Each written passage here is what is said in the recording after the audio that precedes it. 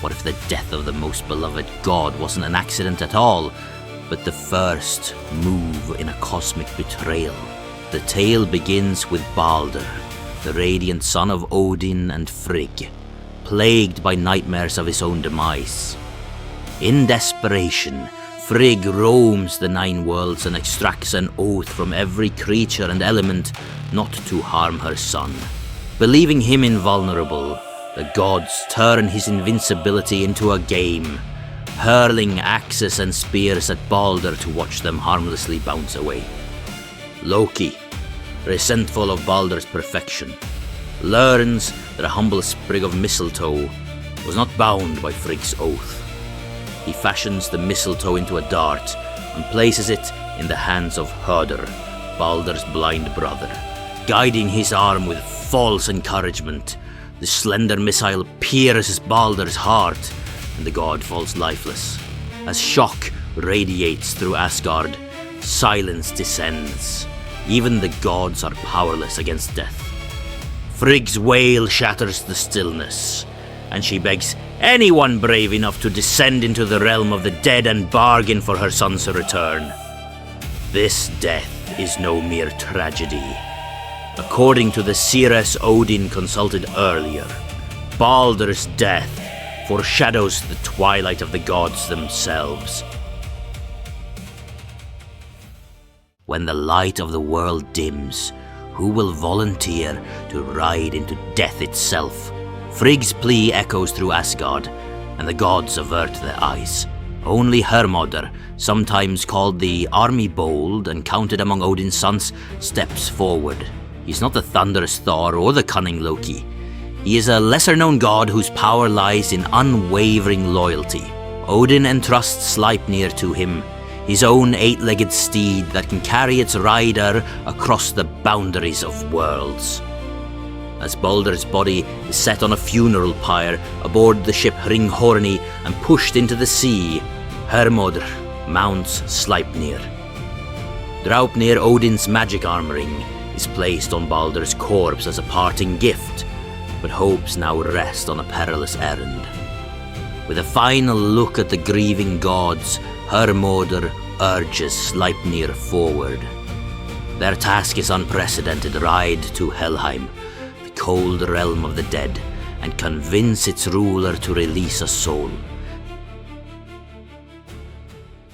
How far would you go if every step took you deeper into shadows from which no living being returns?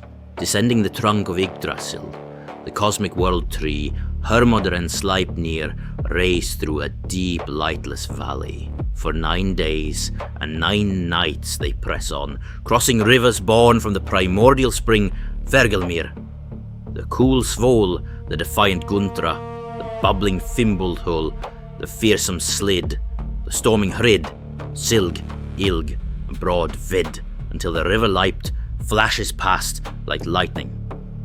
Finally they reach Gjöll, the roaring river whose name means loud noise. The bridge over it, Gjallarbrú, gleams with strips of gold.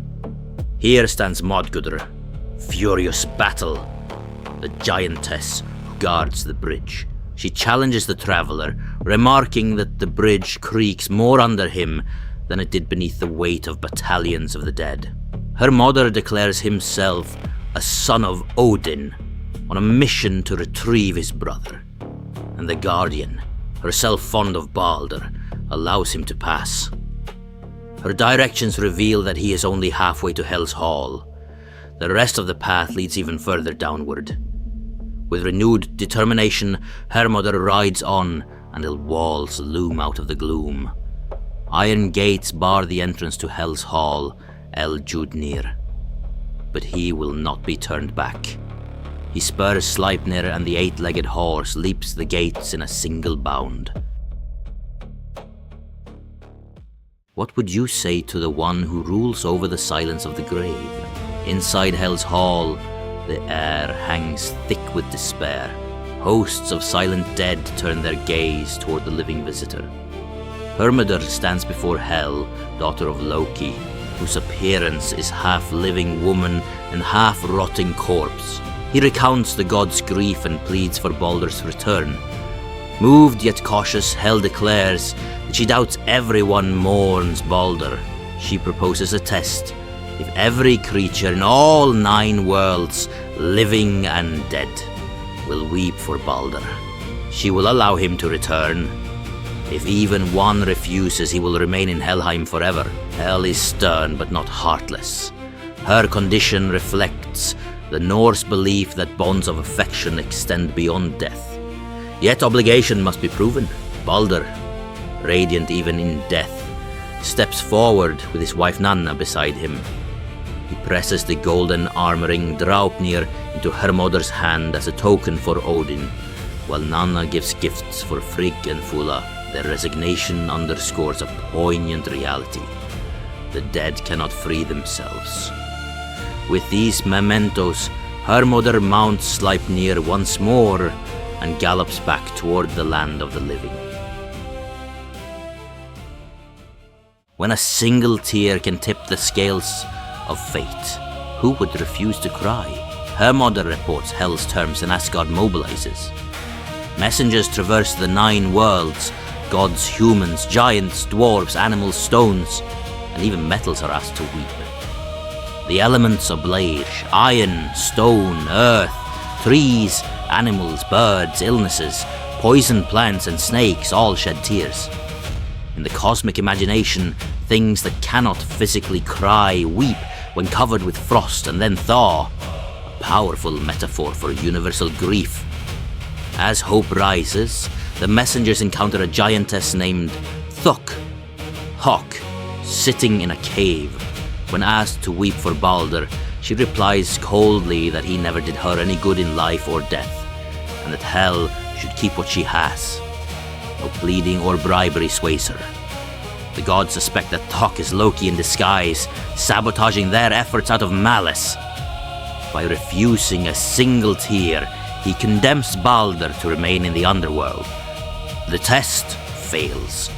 Hel's condition cannot be met. This moment captures a crucial theme in Norse cosmology. Even gods are bound by fate, and a single act of treachery can undo the labors of many.